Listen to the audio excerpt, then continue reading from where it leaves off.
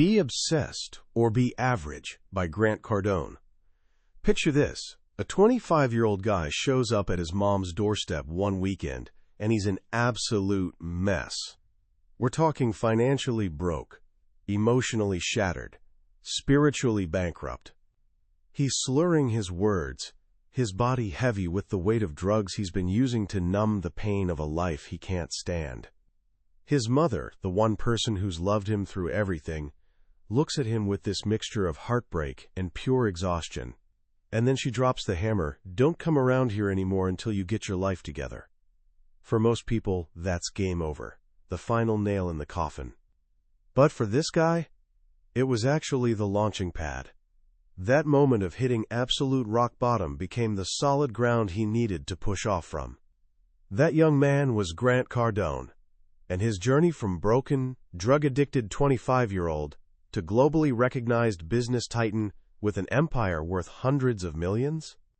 It wasn't about luck, perfect timing, or some special genius gene. It was about one single powerful idea that society has spent decades trying to convince us is a disease.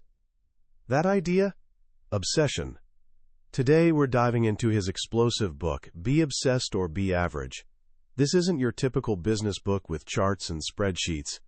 It's more like a permission slip. A permission slip to unleash that relentless, non-stop, can't-turn-off ambition that you've probably been told to dial down your entire life. Cardone's message cuts through all the noise.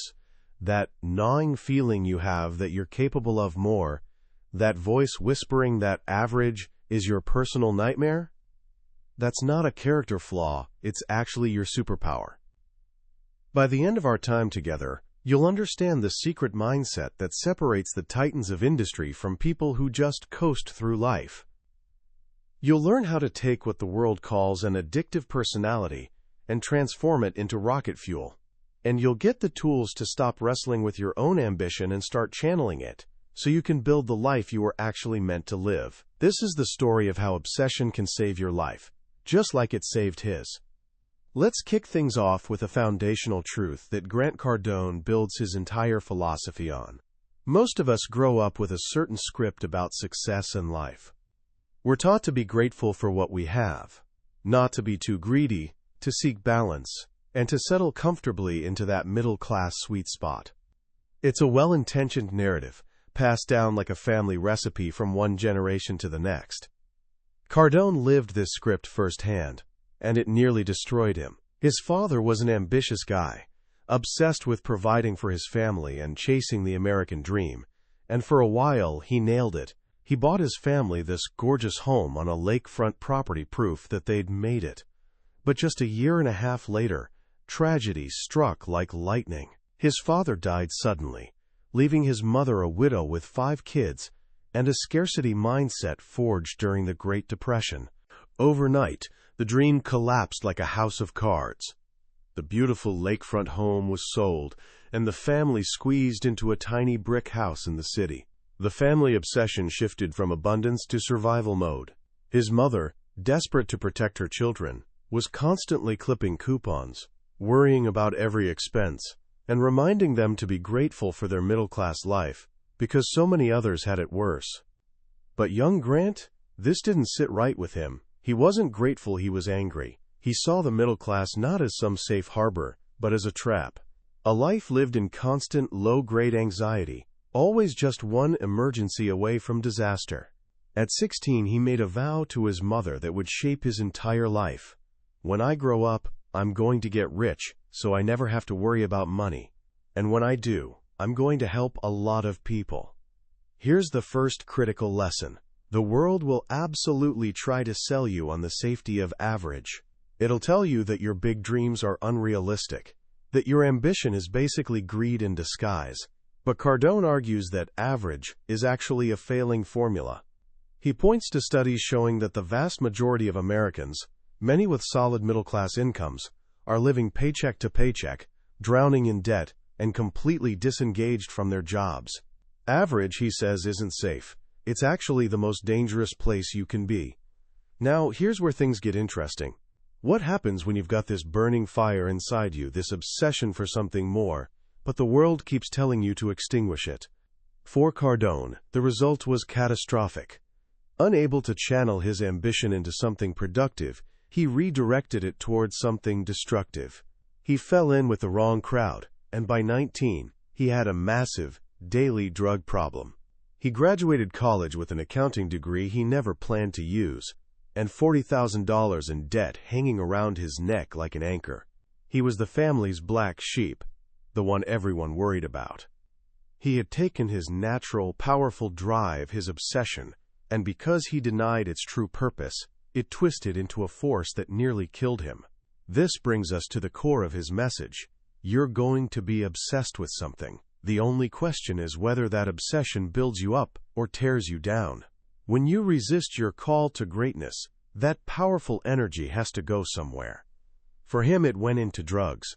For others, it might go into fantasy football, video games, toxic relationships, or endless Instagram scrolling. These aren't necessarily terrible things in moderation, but when they become the primary outlet for your drive, they're symptoms of suppressed ambition. The turning point for Cardone came after that painful ultimatum from his mother. He checked himself into rehab. But here's the kicker. The advice he got there was almost as destructive as the drugs themselves.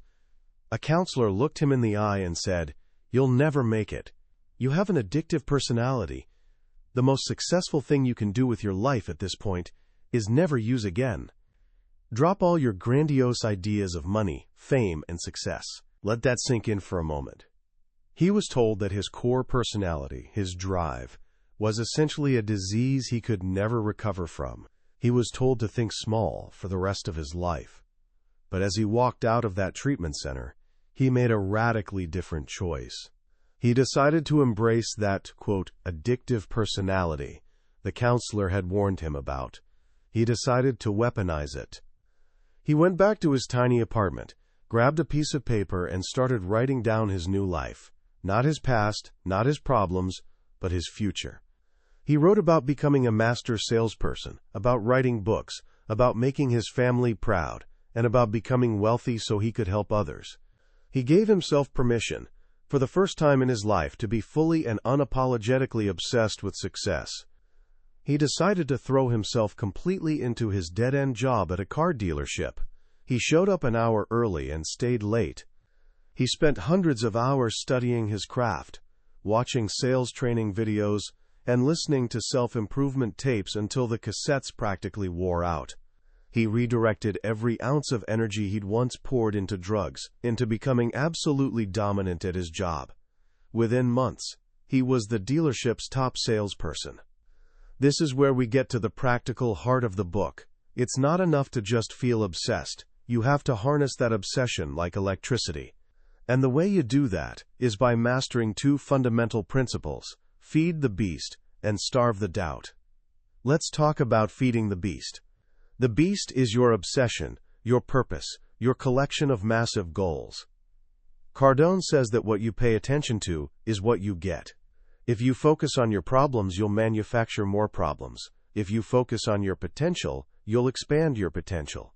Feeding the beast means actively and relentlessly focusing your time, energy, and resources on the things that make you stronger and pull you closer to your goals. So how do you actually do this? First, you need to get crystal clear on what your obsessions are. In the book, he provides this powerful exercise, a series of questions to ask yourself repeatedly. Questions like, what excites me so much that I'd do absolutely anything to accomplish it? What do I do that causes me to forget to eat? If I knew I couldn't possibly fail, what would I do? The goal isn't to find one single passion like everyone keeps telling you to do. It's to identify the constellation of things that make up a complete and successful life for you: health, wealth, family, contribution, all of it. You don't have to choose. The obsessed demand it all. Once you know what you're obsessed with, you feed it daily. The most powerful tool for this is writing down your goals every single day. Not as a wish, like, I want to be a millionaire, but as an accomplished fact, written in present or past tense: I am a millionaire. When Cardone was broke, he would write, I own 20 apartments or more. At the time, He didn't even own one. Today, he owns thousands. He currently writes down, "I have $4 billion in real estate holdings," a number 10 times what he currently has. Writing your goals down like this isn't some woo-woo magic trick. It's a focusing mechanism. It trains your brain to spot opportunities everywhere that align with your goals. You start seeing everything around you as a potential means of achieving them. Another way to feed the beast is to get obsessed with learning. Turn your car into a mobile university with audiobooks. Study the super successful like they're a subject you need to ace. Immerse yourself in knowledge. As Cardone puts it, don't just drink the Kool-Aid, swim in it. And critically, you must feed the economic beast. He's absolutely adamant about this. We live on an economic planet, and money is essential to getting anything meaningful done. He says you have to get your money right. Stop thinking with a scarcity mindset. Instead of complaining about the price of things, he developed a new mantra: "Who's got my money?" He sees money as abundant and looks for ways to provide so much value that people are thrilled to exchange their money for his products and services. He spends 95% of his time focused on generating new income and only 5% on budgeting and expenses. You can't grow your company by making it smaller. You grow it by expanding the top line. Now, feeding the beast is only half the battle. The other, equally important half is to starve the doubt. Doubt, Cardone says, is the dream killer. It's the most insidious form of mental terrorism on the planet. And it comes from two places: from within you and from the people around you. To starve your internal doubt, you have to stop obsessing over your past and your problems. He describes how he got caught up in the self-help movement of digging into his past to find the root cause of his issues, only to realize that it just kept him focused on being broken. He eventually had this epiphany: you don't fix problems with problems, you fix them with success. He made a rule: only take advice from people who are more successful than you are. If you're the most successful person in the room, he says, you're in the wrong room. But the more dangerous source of doubt often comes from the outside world, from haters and naysayers. The haters are actually easy to spot. They're the people who are envious and actively want you to fail. Cardone has a surprising take on them. He loves them. He says if you don't have haters, you're not doing anything significant.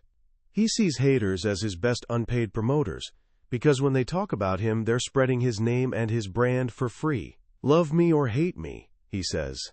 At least now you know me. The naysayers, however, are trickier to navigate. These are often the people who love you most. Your parents, your spouse, your best friends. They don't want you to fail. They want you to play it safe. They'll say things like, "Be careful. Don't work too hard." Or, "Why can't you just be satisfied?" His own mother was his biggest naysayer, constantly responding to his ambitious ideas with caution and fear. He learned that these people aren't trying to hurt you, they're trying to protect you. But their advice is poison to an obsessed mind. He makes this crucial point: people who try to persuade you to give up aren't trying to help you, they're trying to make sense of why they gave up. You have to starve this doubt by refusing to entertain it. This means avoiding the common traps that society sets for ambitious people, like the myth of burnout and the myth of work-life balance. Cardone argues that burnout doesn't come from working too hard. It comes from losing sight of your purpose. When he was in his late 30s, he felt all the classic signs of burnout. He was exhausted, irritable, losing his passion. But after some reflection, he realized the problem wasn't the work itself. It was that his goals had become too small. He was no longer obsessed with his monster purpose. As soon as he refocused on bigger, more exciting goals, the burnout vanished like morning fog. Similarly, he calls the concept of work-life balance ridiculous. He says, "I'm not trying to balance my life. I'm trying to blow it up." The idea that you have to choose between a successful career and a happy family life is a lie told by average people.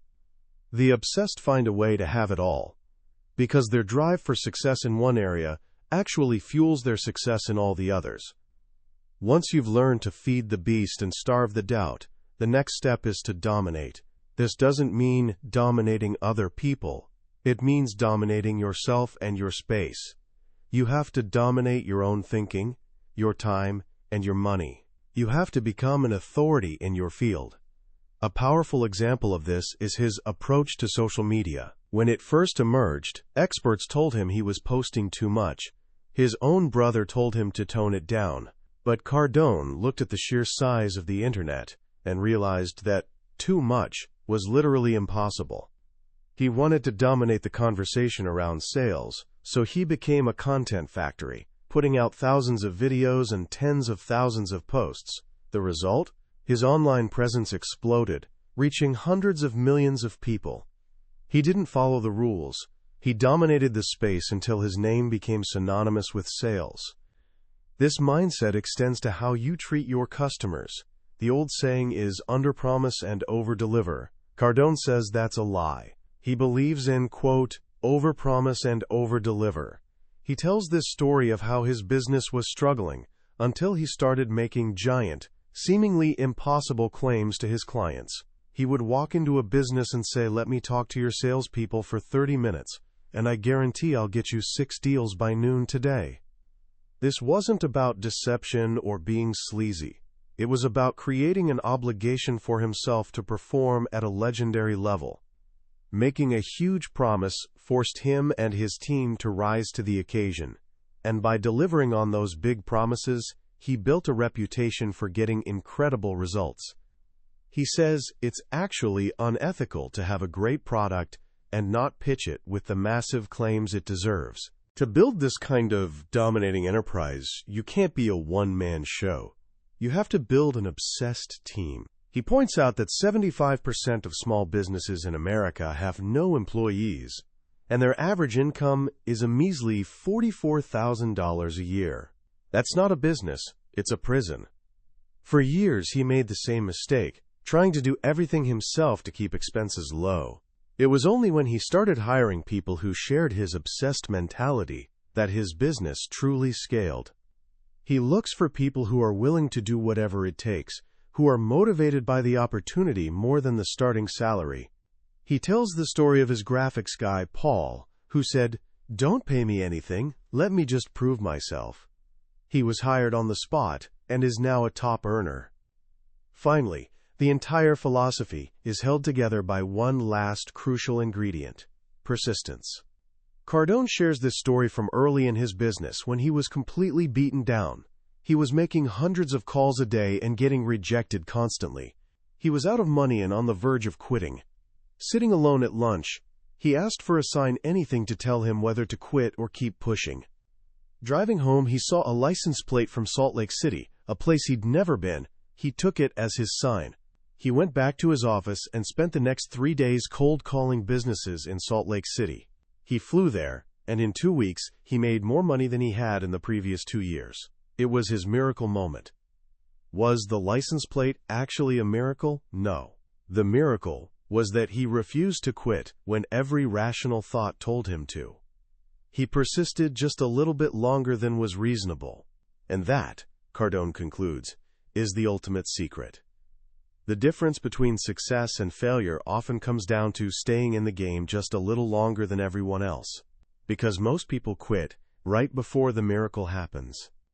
As we step back and look at the landscape of be obsessed or be average, what strikes me most is that it's less of a business manual and more of a psychological manifesto. At its core, this book is about granting yourself permission to want more, permission to be unreasonable in your ambitions, permission to reject the comfortable, soul-crushing gravity of being average. In a world that increasingly champions balance, moderation, and playing it safe, Grant Cardone's message feels like a lightning strike. It's provocative, it's intense, and for the right person, it's incredibly liberating.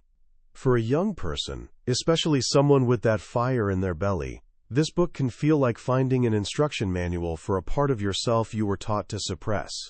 Society often tells its most ambitious young people to slow down, to be realistic. This book tells you to press the accelerator to the floor. The most powerful lesson, I believe, is the reframing of obsession. We're conditioned to see it as a negative, a pathology. Think of terms like obsessive-compulsive or obsessed fan. Cardone brilliantly flips this on its head, arguing that obsession is the raw, untamed energy of creation. It's the common denominator among every great artist, inventor, and entrepreneur in history, from Michelangelo to Steve Jobs. They weren't balanced. They were completely, utterly, and beautifully obsessed. The practical advice in the book Feeding the Beast and Starving the Doubt is a beautifully simple framework for channeling that energy. It's a constant, daily practice. It's not about finding a magic bullet, but about the relentless, day-in, day-out commitment to your goals. The practice of writing down goals every morning as if they've already happened is a profoundly effective tool. It's not just wishful thinking, it's a way of programming your focus, of tuning your mind to the frequency of opportunity. So how can you start applying this today? You don't need to quit your job or start a company tomorrow. The journey begins with a single decision. Here's a simple action you can take right now, inspired by the book. For the next 7 days, take 2 minutes every morning when you wake up. Grab a notebook and write down one goal. But don't write it as something you want. Write it as something you've already achieved. It could be about your grades, your fitness, a skill you want to learn. Instead of, I want to get an A in math, write, I am an A student in math. Instead of, I hope to make the team, write, I am a valuable player on the team. Don't analyze it. Don't judge it. Just write it.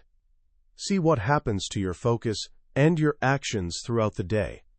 It's a small step, but it's the first step in learning to feed the beast. That was a summary of Be Obsessed or Be Average by Grant Cardone. We've explored the core ideas today, but I'll be honest with you. A summary is like looking at a photograph of a feast. You can see what's on the table, but you can't taste the food. The real power of this book is in its raw energy, in the way Cardone's relentless voice gets into your head and challenges you to think bigger. This summary is designed to help you decide if this book is the right fuel for your fire. If anything we've discussed today has sparked something in you, if you felt that jolt of recognition, then I encourage you to grab a copy. Reading it isn't just about learning a few new strategies. It's an experience that can fundamentally change the way you view your own ambition. The link to the book is in the description below. Also, if you found this journey valuable, I'd be grateful if you'd hit that like button and subscribe to the channel. That way, you won't miss our next deep dive into another life-changing book from the billionaire's bookshelf. Let's keep feeding our minds and growing together.